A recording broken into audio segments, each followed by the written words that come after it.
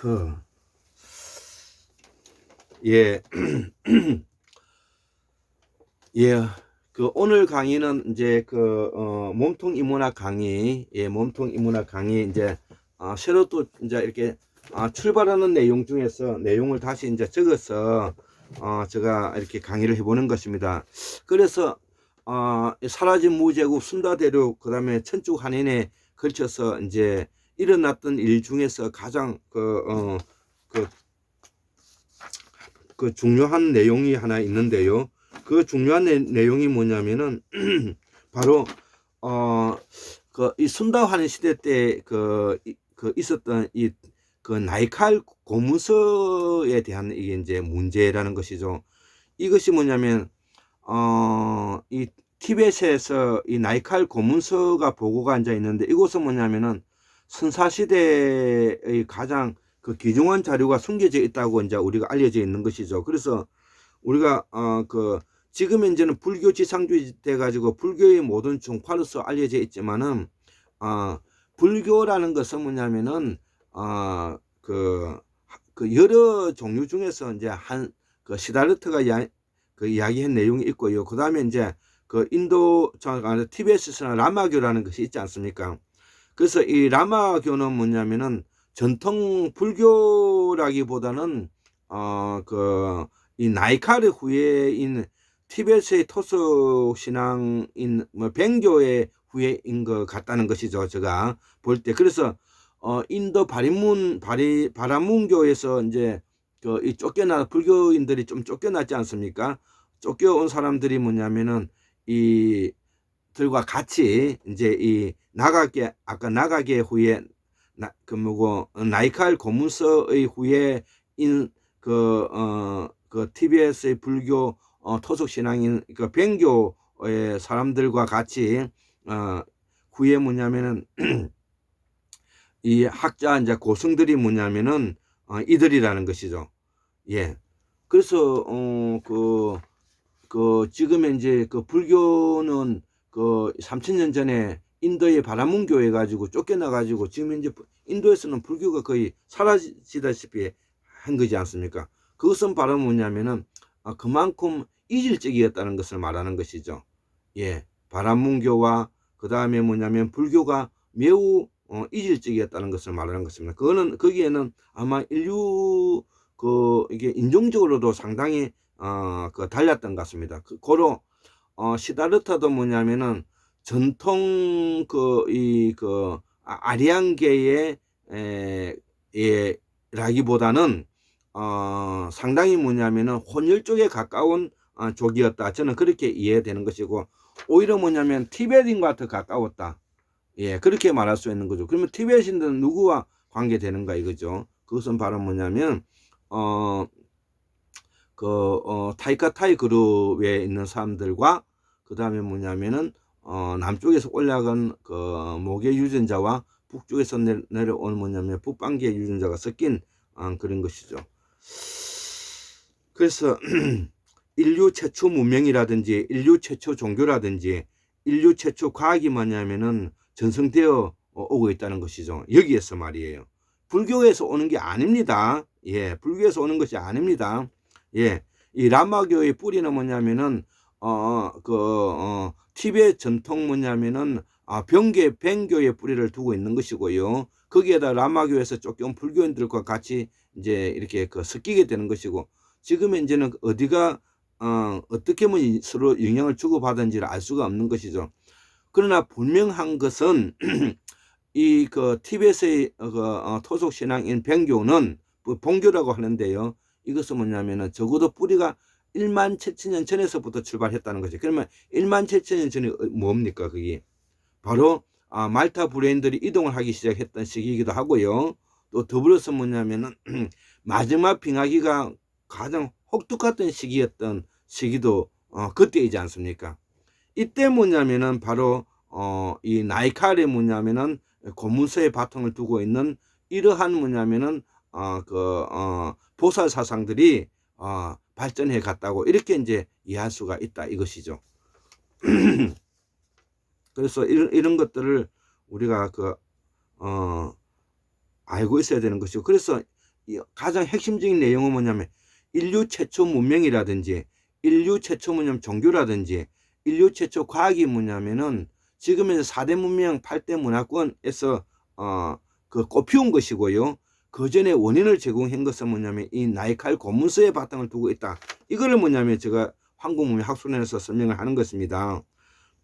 그래서 이거는 문헌적으로 나오는 말인데 파울 술리만이 뭐냐 말에 의하면은 티베트 라사에 있는 고사원에서는 무대륙 즉 순다대륙 붕괴 이후에 고문서가 보존되어 있다는 것이죠. 그 기록이 뭐냐면 빨리어와 뭐냐면 티베트로 기록되었는데 이 문명이 바로 우리가 말하는 마고성 문명의 내용이라는 것이고, 제가 앞에 강의에서도 이야기했다시피 여기에서 뭐냐면은 아주 뭐냐면 심오한 뭐냐면은 그 인식학과 그다음에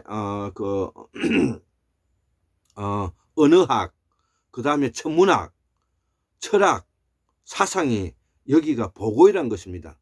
그렇기 때문에 마고성이 중요한 것이고요. 이 강력을 통틀어서 우리가 마고성 강력이라고 말하는 것이고, 이거를 뭐냐면 설명하고자 했던 사람이 바로 박재상 선생이라는 것입니다.